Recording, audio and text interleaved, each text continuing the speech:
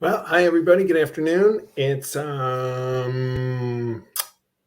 Friday, and today is the 29th of July. I had to look at my computer to see what it was. And welcome everybody to Recovery Live. This is Came to Believe Recovery's weekly video stream where we talk everything addiction and recovery. My name is Tom. I'm a recovered alcoholic. I'm going to set my comments on and see as everybody joins us today. Let's see who's be the first to join us. This week we got a couple great guests on. Alicea will be joining us, and Ashley from Missouri is going to join us today. We're going to talk some about mindset. We're going to talk about healthy lifestyles. We're going to talk about some of the new programs and new venues and things that are going on in Came to Believe Recovery. Some really exciting stuff, some challenging stuff. And we're just looking forward to having a really great conversation today. Shannon Wright is the first one on today. Maybe we should have Lisa's in the background. A first person to connect with us gets a shirt, something like that. I don't know. Maybe need some new things to promote the show. Anyway, without any further ado, because my small talk is really lacking today, I would like to bring Alicea on to join me from Meadow Vista, California.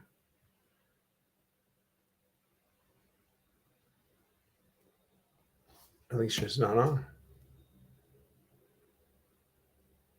She must have dropped off of our backstage. She ran away because she doesn't want to be on with me today.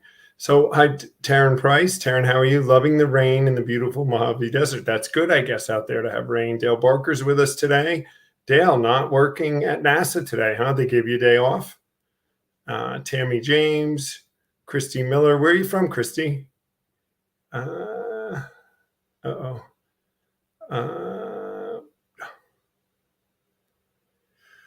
Doc Roth is with us. Oh, I guess Lisa's internet went down. So we'll just give it a minute. She'll come back and then she'll bring the ladies back in, Ashley and Alicea. I don't think they can join with me as I'm not an admin for this. But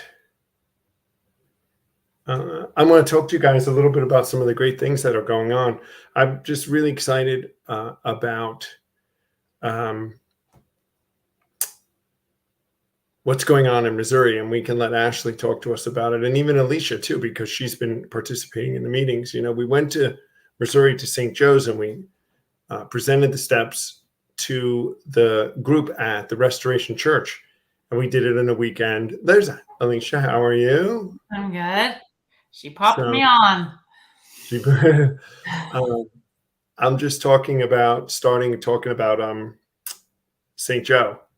So we should just bring Ashley on. We might as well bring her on if she's there, so she can chime in. She was there towards the end of it. She came on Sunday, but there's Ashley. Hi, Ashley. Hey guys. Hi.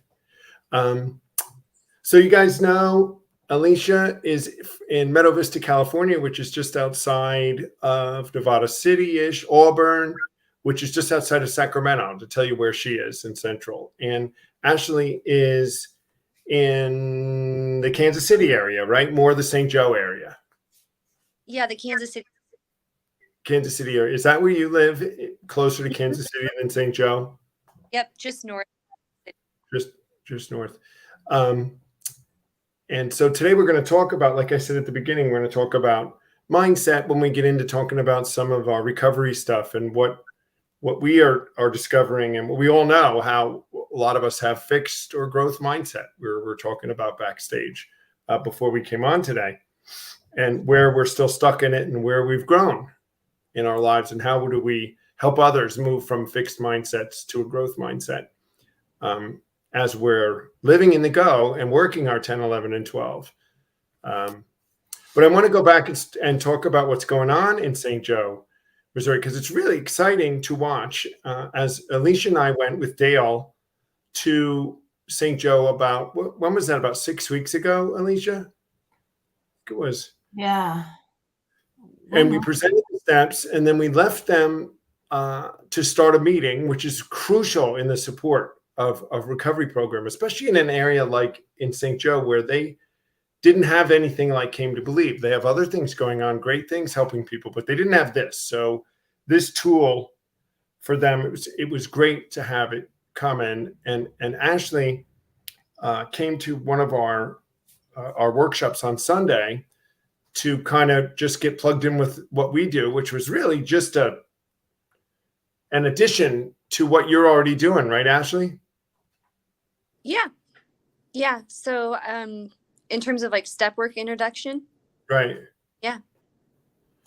So, and Ashley had agreed to be one of the leaders to help lead the meeting that we ran. And so last night I heard triumphantly the meeting went fantastically last night. Yeah, I thought it was a great meeting. I think we had almost 20 people in person and online. We had a couple of newcomers. We had just a variety of addicts of all kinds, I would say, that attended. And even the fellow. Uh-oh.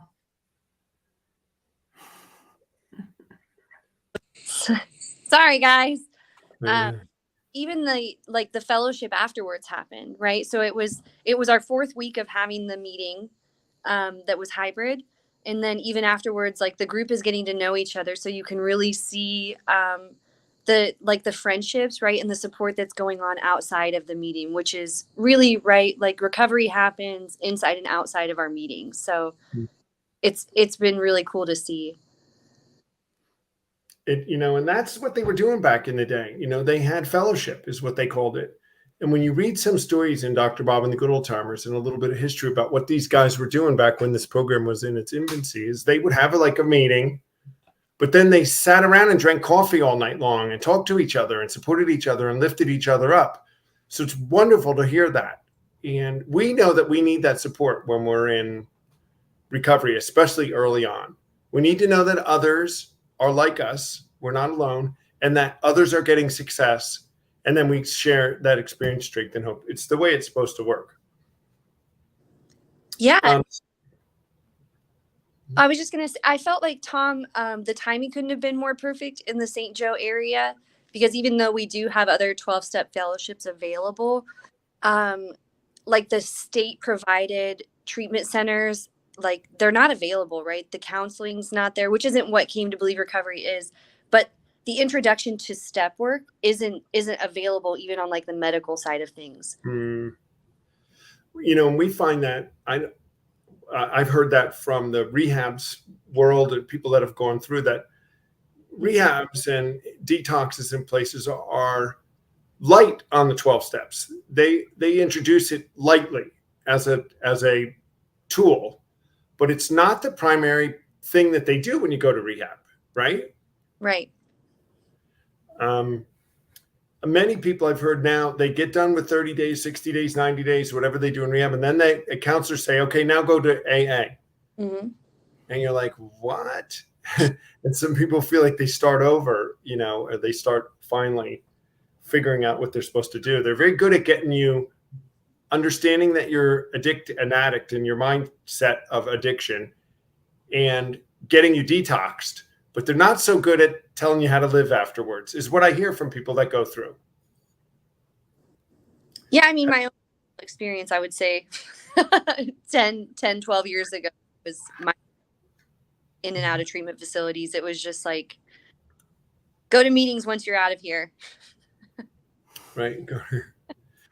And the strange thing is, and the thing that we know is that, really one of the most successful, if not the most successful thing that's brought people out of addiction has been the 12-step program that started in 1939. It's done more. Now, I know we might get some medical people that are going to come on here. And by the way, we'd love somebody to come on and tell us that we're wrong and that there's a medical thing. We'd love you to come on. We're happy to have somebody come on and tell us how you guys are doing it. Because we know there's more than one way. But this way was really good, right? They were curing everybody back then. 90% in the Akron area, 75% in the New York area in the beginning, what they were reporting.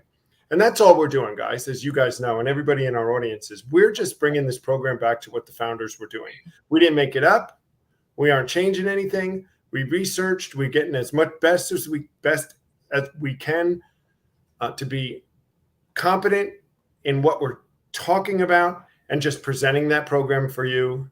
Pick up those spiritual tools and move on and live in the go, or stay where you are. It's always your choice, right?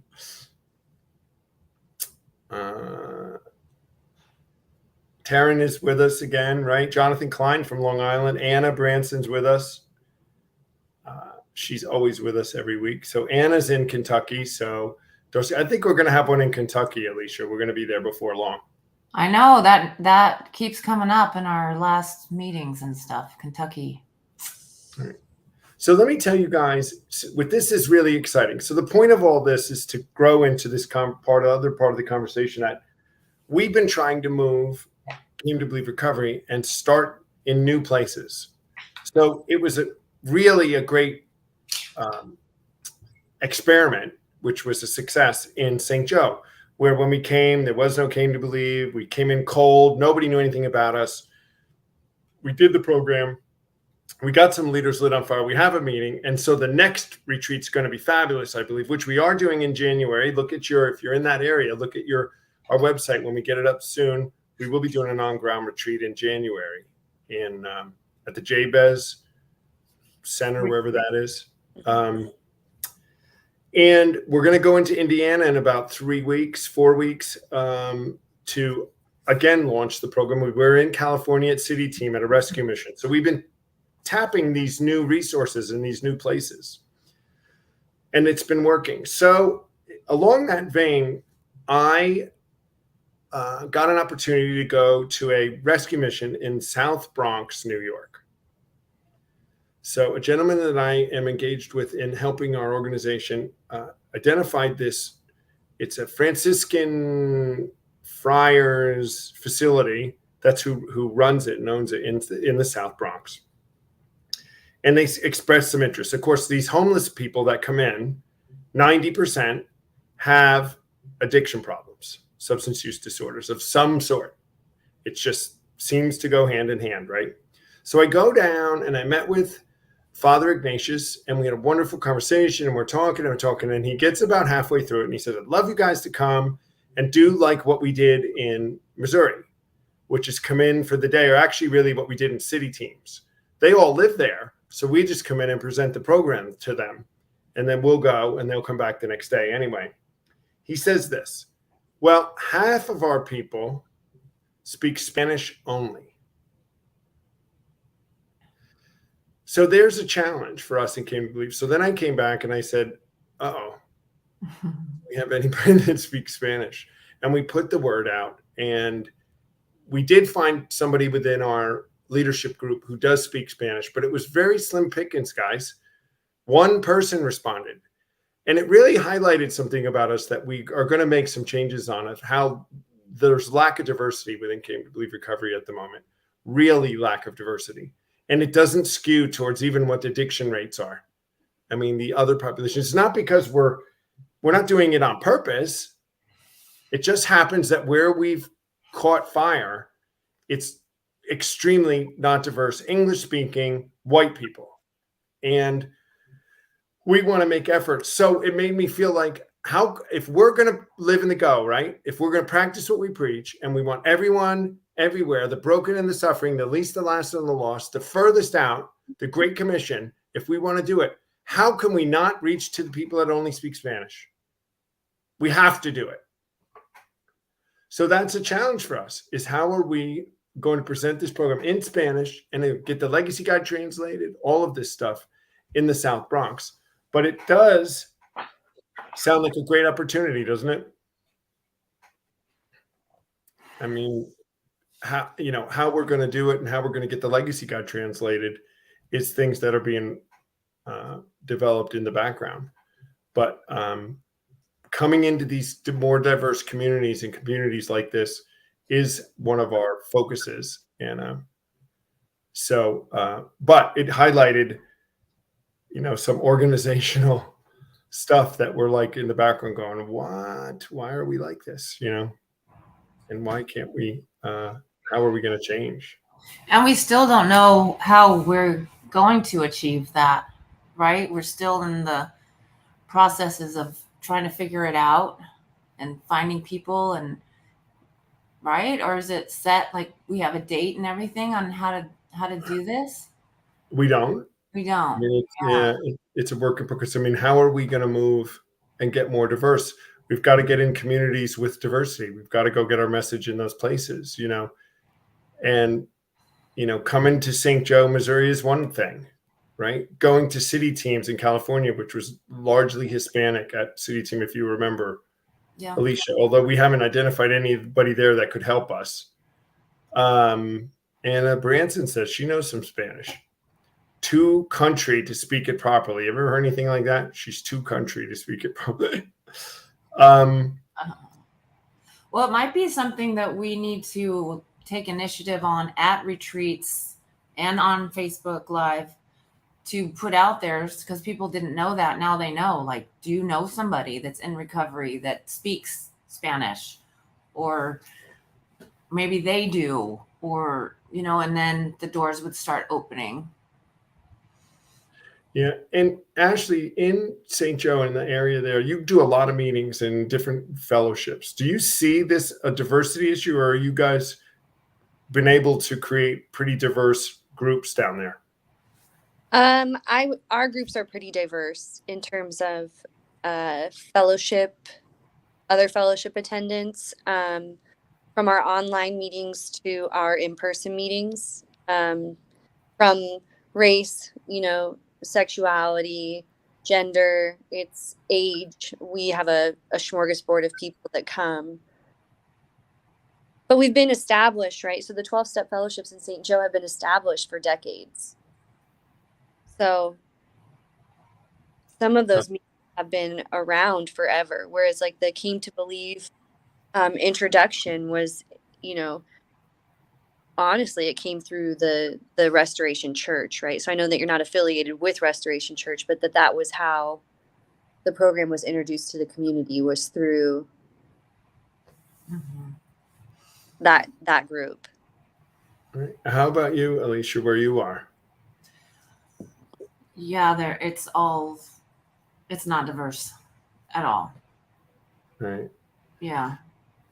So, I mean, I think, we were talking in the backgrounds, if I was to go to a meeting in central Newark, which is near me, which would be probably mostly Black or much more than, there just isn't Black population out where I am. It's low compared to Newark.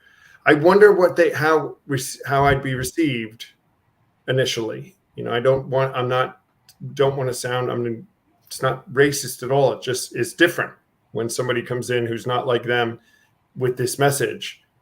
How initially, anyway, I would be received, or we would be received. Like if we went in, Alicia, who are these, people from the suburbs coming in to tell us what to do? I don't know. Yeah. Well, I think it's an identification piece, right? Like, it's not so much like how will I be received? It's about feeling welcome and having identification.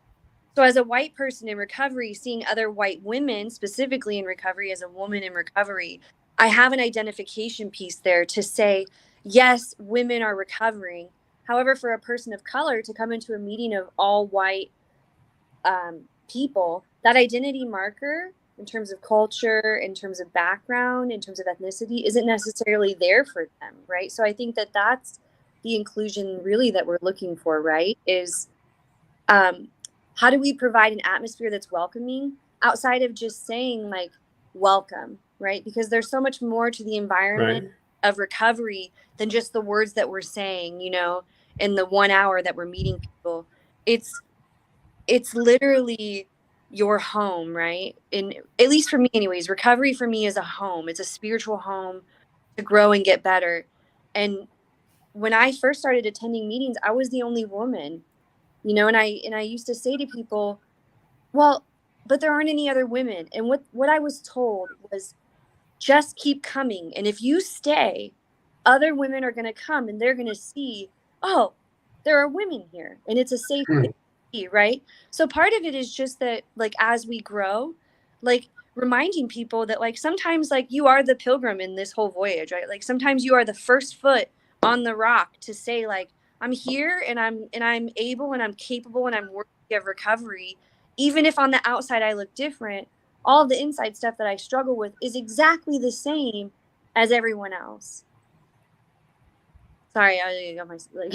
No, Oh, that that was was on point. That was awesome.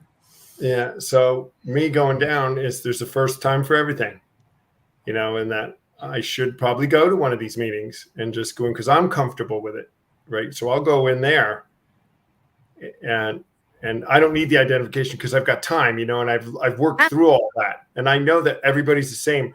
And you're right. There might be a little funny, like, who is this person who doesn't live in our neighborhood? What are they doing here? But after time, they realize, well, they're just the same as we are. Yes. So, and I think, so for me in early recovery, it was actually a separation of class more than race. So when I got clean and went to meetings in an area that was fairly wealthy, I felt like everybody had rich people clean problems and I didn't identify. So what I did was I started going to meetings in a not so wealthy area, and it was just like I was home, right? And it was a little rough around the edges, and I needed, like, people that, not that they weren't on, like, a different level of, like, recovery, but that I could identify with in that space, right? And those people were, it was all different, races and sexualities, but it was, for me, it was a class thing even. So there's so many different, like, ways to be diverse in recovery aside from, like, race or sexuality or age even. But it takes such maturity on your side to see that. You know what I mean? Because I have people in my life, one in particular, and she uses that as an excuse. So she won't go to that meeting because they're blah, blah, blah, blah, blah. And I want to say, well, you're even worse. And we're all, I mean, no matter where, if we're rich, poor, you have 10 houses, you have two, addiction is the thing. It's Exactly. all the same. And okay, you have a Porsche or whatever, who cares? And some people get caught in that and then they don't go. So, girl, I will say that is not, I did not go in, like, mature. It was not like, No, but it is now to see it. Yeah. It's really, it takes maturity to see that. But it was a woman with time, because I went to a meeting and I told all these other people that they were ungrateful, and it was not, I owed people amends, like, right after that. It was a woman with time that said, "Oh, honey, I think I have a meeting that you need, that you would maybe fit in a little bit better with." And I think that is, like, the goal for me with Came to Believe is that we don't have that separation, right? Don't have, oh, this is where the suburban people go, and this is where the inner city folk are, and this is where the old white guys go, this is where the redheads go, right? That it's just like every meeting feels like home. Well, you're speaking. This is why you're going to be on our A team, Ashley, and come around the country and deliver steps with us and help us do this. You don't know that, but you are. Alicea already said We already you are. signed you up. We signed you up, so get ready to travel with us. But it's exactly what we want. We want it to be completely. When you come to be recovered. I love that rich people clean problems. We used to call it first world problems. We say that rich, right? Where everybody does come. I mean, it's about breaking down barriers, but we got to start with exactly what we say, which is we got to meet the least, the last, and the lost exactly where they're at. Yes. So let's go into all these meetings that are all sorts of segregated for class and gender and every way we can. We have to develop our leaders and all of us to be mature enough and with the tools to go in to those meetings and say, hey guys, come to Restoration Church. Go to where Alicea is. Go to city teams, the meeting at the shelter. It's open to the public. You can go, right? And hear the same message. And that's how we're going to make a difference, I think. High bottom problems, Dale Barker says. Yeah. But they're still problems, right? High bottom problems. So this is very exciting, and we're going to go in Kentucky. There's another comment here about some place in Kentucky that has a rescue mission that they'd love to have something like that, like we did at City Team and we did in Restoration, and what we're going to do in the Bronx to come to Kentucky. It looks like we're going to like have a base in Kentucky one of these days. Why haven't we been there? How close is Kentucky to you, Ashley? Like 8 hours, I think.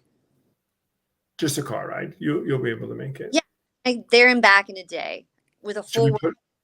Should we put her on the spot and have her commit to come on traveling team with us, Alicea? Oh, I have 3 kids, you guys. All right. I'm a really single mom with 3 kids, so I can't be just railroaded in. I got to have a little bit of leeway. Well, at least in Missouri, maybe in January. Yeah, or anything online. Even virtual January also. Yeah. Right, January virtual. Well, anyway, what the point of it is that we recognize you as a leader and coming up with us and somebody that we would want to have help us to do even more than what we're doing to be on board. So we'll see what the future brings, right? And let it go. But let's, with all that being said, and it's kind of a good segue into talking a little bit about mindset, and how we what we do and what we think and the decisions we make are based on a mindset that we got when we were kids, through life, through whatever it is that set us the way we do. And it does completely define how we react and do everything. Well, that's a lot about what we're talking about in these different meetings and these different classes and places that we go in. Everybody's going in with the community, the local mindset, their mindset they got. And a lot of times they're all the same. So everybody just feeds that mindset, which might not be healthy and dysfunctional, right? And then here we come maybe and say, well, wait a minute, you could go to this other meeting, or you could think differently, and you should be thinking differently. Well, that's what we say, right? And they say, no, you shouldn't. But mindset, how important was that for you guys to be in a place where, number one, you recognized that you had a mindset that had to be changed if you wanted to come out of recovery and be successful? How did that work for you guys? Ashley, you might as well go first. So I was told in early recovery, personality change was what I needed. And really it was, though, like in the sense that, like I grew up very, I was a perfectionist, but I was a perfectionist not because I wanted to be perfect, but because I wanted to be loved, right? But even as a young child, I didn't understand like who I was or what I was doing or what my purpose was in the world. And I went through like existential crisis as like an 8-year-old. And, and for me, it was like getting out of that fear, out of that worthlessness and into the recovery process, like completely started to like change who I was, right? And how I lived my life. So I think for me, like in terms of like being open-minded to new things, right? So when I came to recovery, I wasn't necessarily super open-minded, which was why that rich people meeting, was an issue, because I wasn't open-minded. I wasn't able, and I was like grown enough to be in an environment where I could hear a message of recovery. And now I can go anywhere. Now it doesn't matter if I go to another fellowship, like that it's almost, it's like courage and open-mindedness and willingness just to like go and do like whatever God is like telling me to do that day. Mm-hmm. And it's been pretty awesome. Like I live like a really happy and joyous life, even like when, crap hits the fan. I think especially the steps, the way they're taught or the way the founders did it, leads you to mindset change. I mean, when you decide that you identify character defects, which we could kind of say is a mindset that we've been programmed with, and character defects, and we're going to abandon those now. We've realized that they're liabilities on our lives, and we want assets. A mindset happens. A mindset change. It just happens. And defects don't work. That's just all there is. Whatever I'm clinging to, that defect, like it's once I like am able just to say very point blank, this is not working. It is not serving a purpose in my life. then it's like, why wouldn't I give that to God? Why wouldn't I turn that over? Why wouldn't I be ready and willing to say like, okay, like let's try something new, because what I'm doing my entire life has not worked. Right. Well, and for us, especially until I was able to say I'm an addict and I'm unmanageable and I need a manager, I wasn't even willing to look at any of this stuff. Right. So I had to get to this bottom to where I said, all right, this stuff's not working and I don't know what to do, but I need help. And then I was given those tools. So let me just give a definition of mindset and then that I found online, right? And then I know Alicea has a lot of input on mindset. So what this article I read says, your mindset is a set of beliefs that shape how you make sense of the world and yourself. It influences how you think, feel, and behave in any given situation.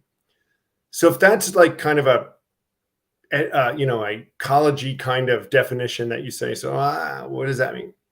Here's some examples of what a fixed mindset is. And I was here before I went through this program, which is either I'm good at it or I'm not at whatever it is. That's just who I am. I can't change it, right? How many of us thought that way? If I have to work hard at it, I don't have the ability. If I don't try, then I won't fail. Like that's totally not. And that job position is totally out of my league. That kind of mindset is where I was. And then I turned it over and now I can say things like, I can learn to do anything I want. I'm constantly evolving, work in progress.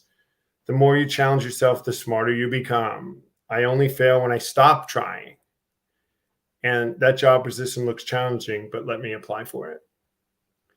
The change of mindset, the things that move us towards the asset side of the inventory we have, the things that move us into living in the go, the things that move us into success and away from our addiction, does tend to look towards having a growth mindset is the thing we need to move into and move away from a fixed mindset.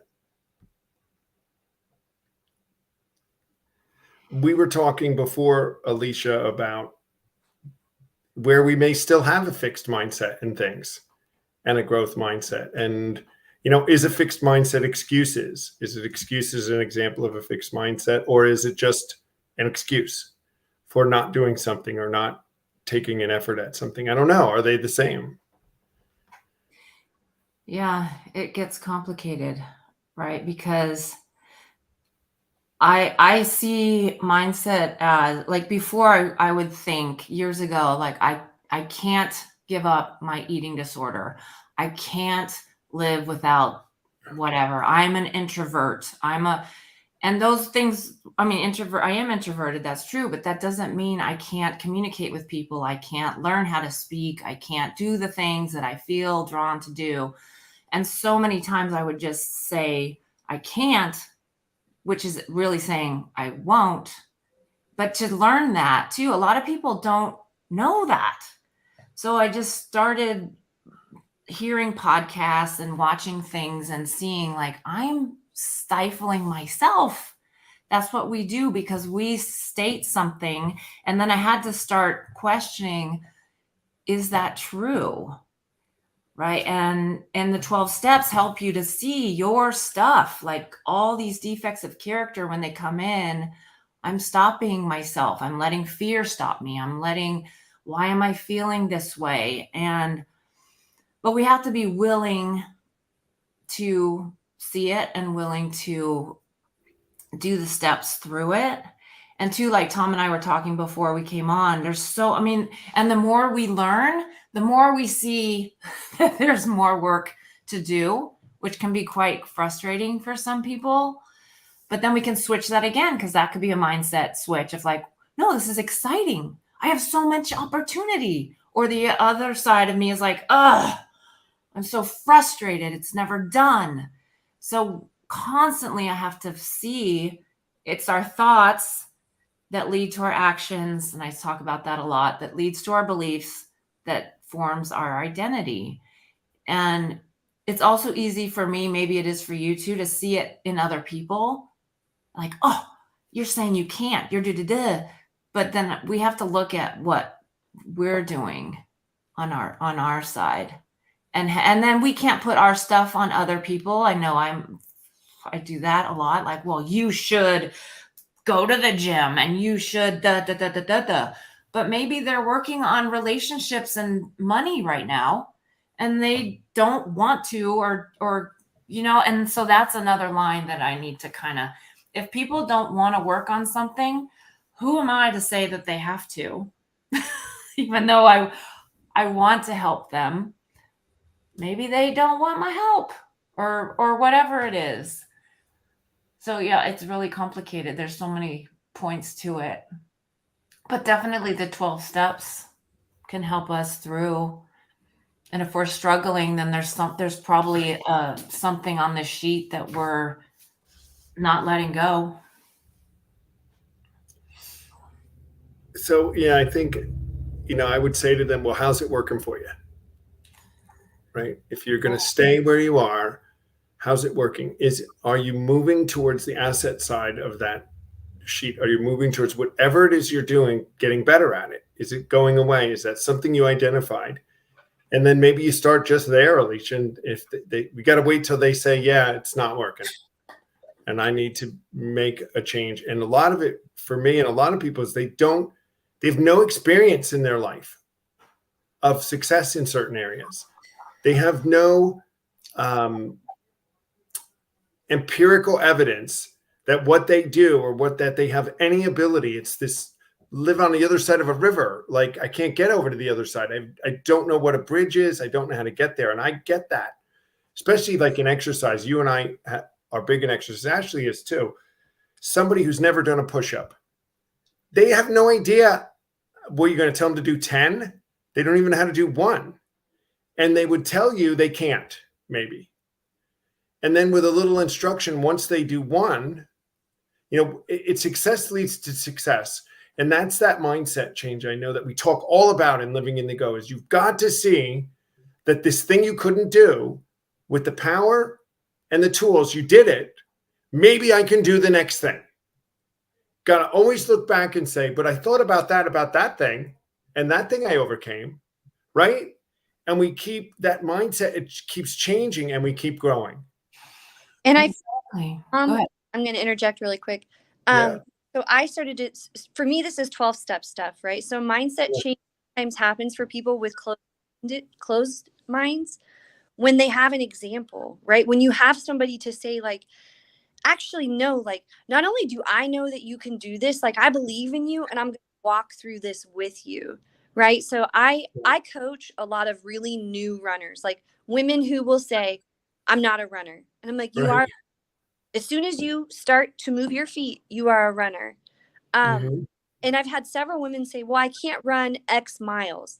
And I'll say, okay, well, then we're going to get together and we're going to run those miles together so that I can show you, you can do this, right? So it's 12-step stuff in all areas of my life that, like, I learn, like, through helping others who don't believe in themselves, that, like, I too can grow. And sometimes it takes a mentor to help me, like, get through those things. Sometimes it's a sponsor. Sometimes it's someone outside of, like, church or something like that. But that it's like the help for me was help. Like, the change in the mindset happened when people just said, like we were just talking about, I'm going to meet you exactly where you're at, and I'm going to walk with you through this, whatever it may be. 1 push-up, right? 12 steps.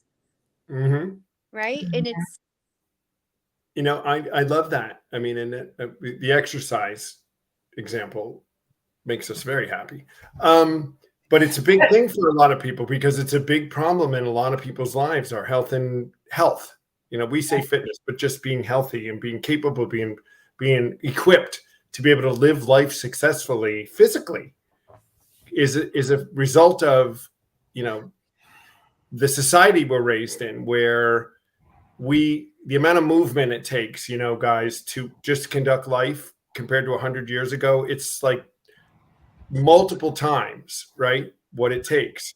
I did a study once, kind of just an uneducated or scientific study about, like, how few steps could we take in a day and still be alive? Like, how little movement. Go to the grocery store, you got a cart. The car drives you to the grocery store, right? The laundry does it for you. You got to take one step over to your thing to fold. How little we would have to do. So we're set up for failure.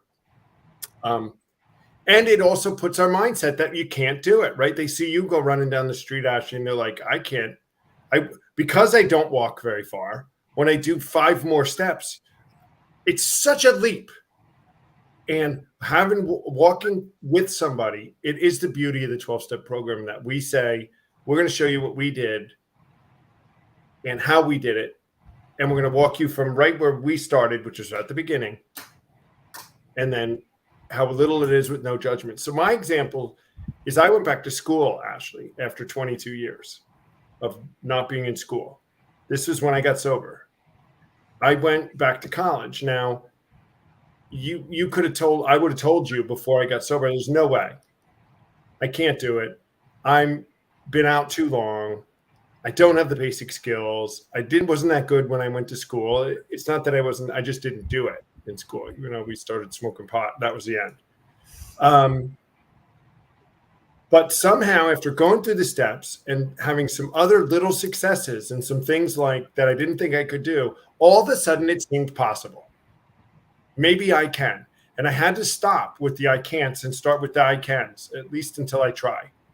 And I went to school and all I had to focus on was that first paper. Somebody said, just go to the first class, right? Just go one time and then write that first paper and see what happens. The graduation's years away. Don't worry about that.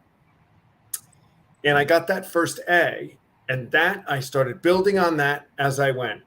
But it was overcoming. That was such a big thing to me to say how much I didn't think I could do that. And when I did it and super successfully, what else can I do? What else have I not done in my life that I should look at now in process and see if I can be a failure? And it's what we call living in the go. It's this whole thing. It's what the 12 steps tell everybody to do, 10, 11, and 12. It's not just us. It's what it says. Let's figure out, what's been keeping us in bondage, sidestep it and move on.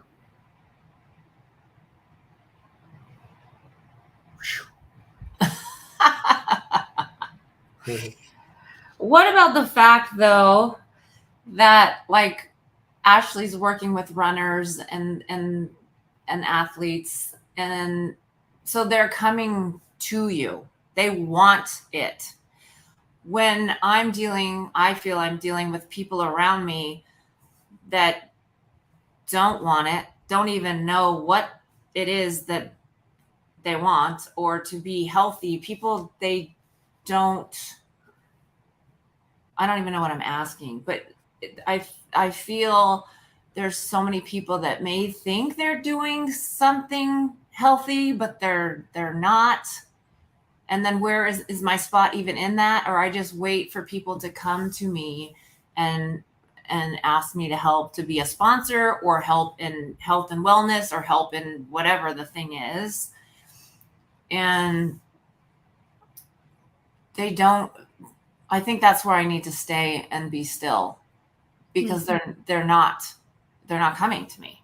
I mean, my neighbor does, and we work out together, but then you see their face, like, because there's certain things that are happening that is nutrition related. It just is.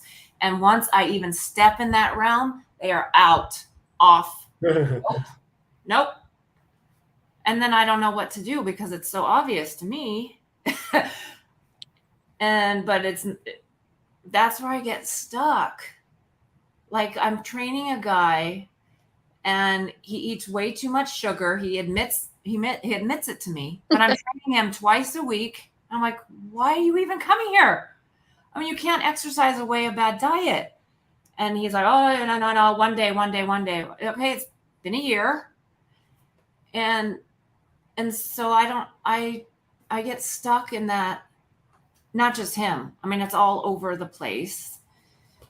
And I don't know what to do in that realm. And is it my spot to even say anything?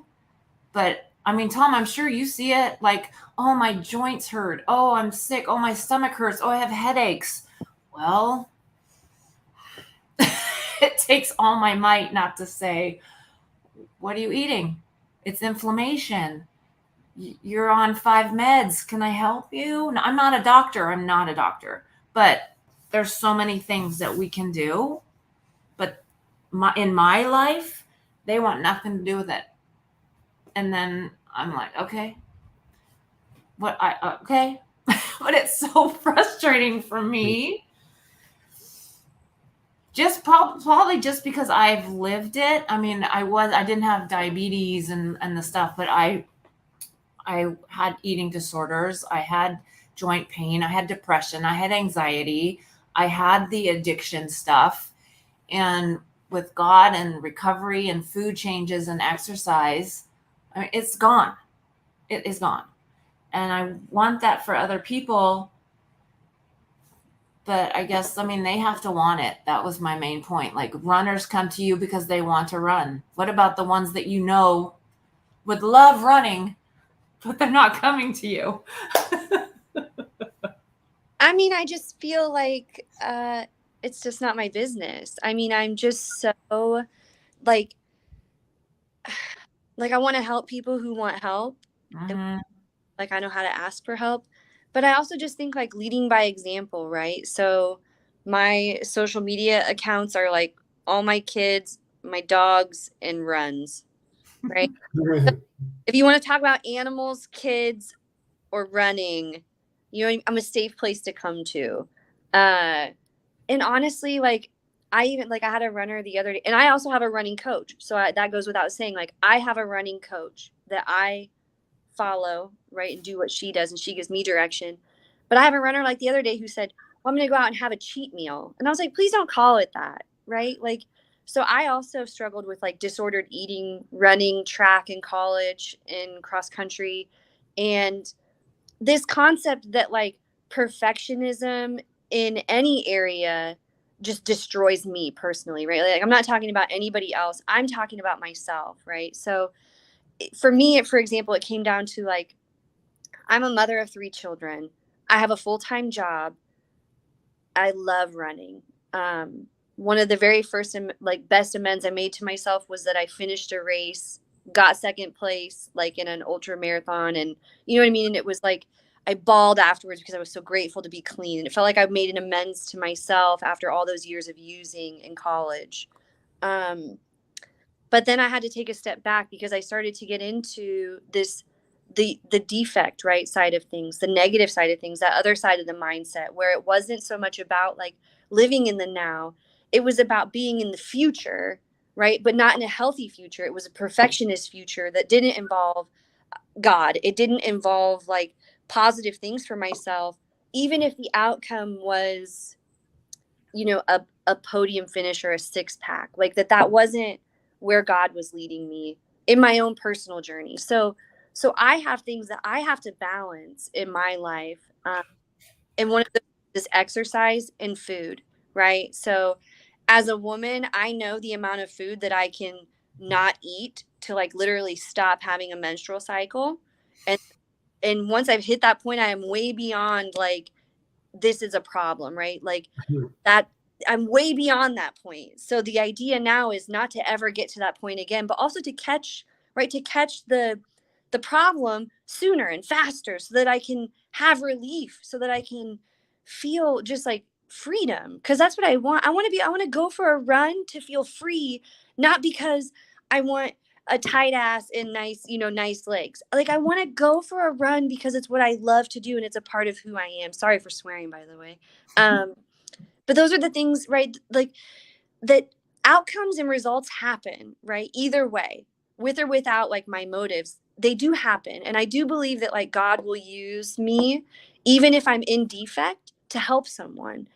But it's not helping me and it's not serving me, right? And if I'm not helping myself and growing, if I'm not in this growth mindset, like, I get so worried about like, how am I going to successfully like carry 12 into like all areas of my life? Like, how am I actually going to come at somebody with love and compassion instead of like hostility and judgment?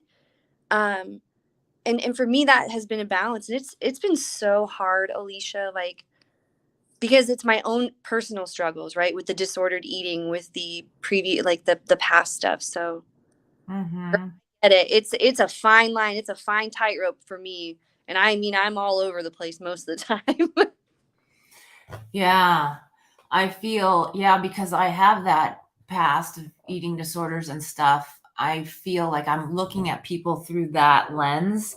So then I'm like, they might have a disordered eating thing too, and they might not. And on the other hand of that, it's like I am drawn to people with that disorder. It just happens because I work at the gym and I can say, oh yeah, yep, that's me. Right. There's one of me. You're one of me. And then if I become friends with them, I was right because I can sniff them out. Well, no, and it's both sides for you, right? So you probably see the athletic anorexia and the binge eating, obese person who has the addiction to the food and the sugar. So your problem. They're just different outcomes of the body. It's the same thing. Yeah. Like the disease on both sides is exactly the same, even though the bodies look different. Girl, yeah, I bless you for doing what you do, because I would lose my mind. Yeah, it's difficult. Did we lose? I don't know what happened to Tom. He dropped out. It's our show. Let's take over. It's the A Squared Recovery Show. You guys are all in trouble now. And you're in California, right? Yeah, Northern California. So, and girl, like, I always make this like joke when I lived on the East Coast. The trees on the coasts are like tall and skinny, right? And then when you get to the Midwest, all the trees are fat and bushy. And people are the same way.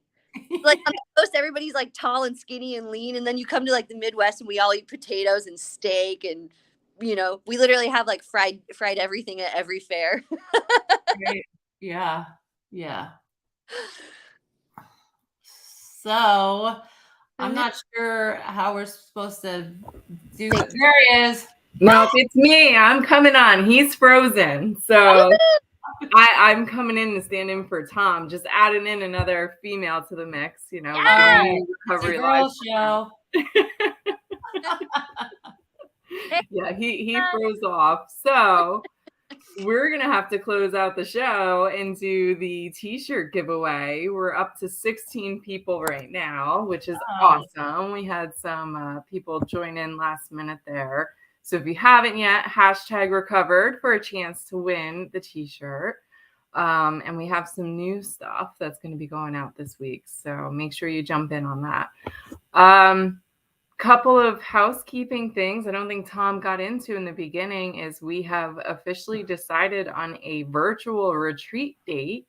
So registration isn't open yet, but we are excited to have it the first weekend of January. We find that seems to be the quietest time for the in-person retreats. So we would love to see everyone from Recovery Live there. We'll let you know once registration opens. Most, if not all of our fall retreat registrations are open. So make sure to check out our website for that and register for one of the upcoming retreats. And then obviously we have our weekly meetings too. We have quite a few virtual now, almost one every night of the week. So if you need, we lost Ashley now. Alicia, what's happening today? I was the first one out, and now she's the second one out. We're all falling off. Oh, she's the third. Tom, you're next, aren't you? Oh, Tom's back. Do we let him in, or do we just take over the rest of the show? Oh, let him on. Yeah, kind of like watching him squirm in the background. He's wondering what we're gonna do here. All right, I'll bring him back. Don't let them talk about me. Hi, you're back. We were trying to steal the show from you. Let's hear you guys. Exactly. Uh-oh. Still having technical difficulties there, Tom? We can see him. Okay. Can you hear me now? Yeah. I can hear you guys now. Sorry about that. I froze up. That doesn't happen to me very often, but I had to completely shut the computer to my mouse. Not that I couldn't even X out of anything. One of those things. We just lost Ashley too. So, and we lost me earlier. Something's up today. Something's up. Yeah. Well, we'll keep going. And did we do the We haven't. We're just about there. I was running through the retreats and meeting stuff and things like that. But yeah, we can start the giveaway. We have 17 now. Someone else jumped in. 17 people for the shirt giveaway? 17 people for the shirt giveaway this week. They really answered the call of duty, if you will, to enter and play. All right, got my fun music. You got your fun music. Share screen. Here we go, guys.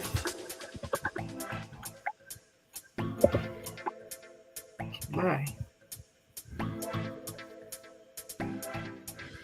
It's saying it's sharing, but it's not. Here we go. Yeah. Woo!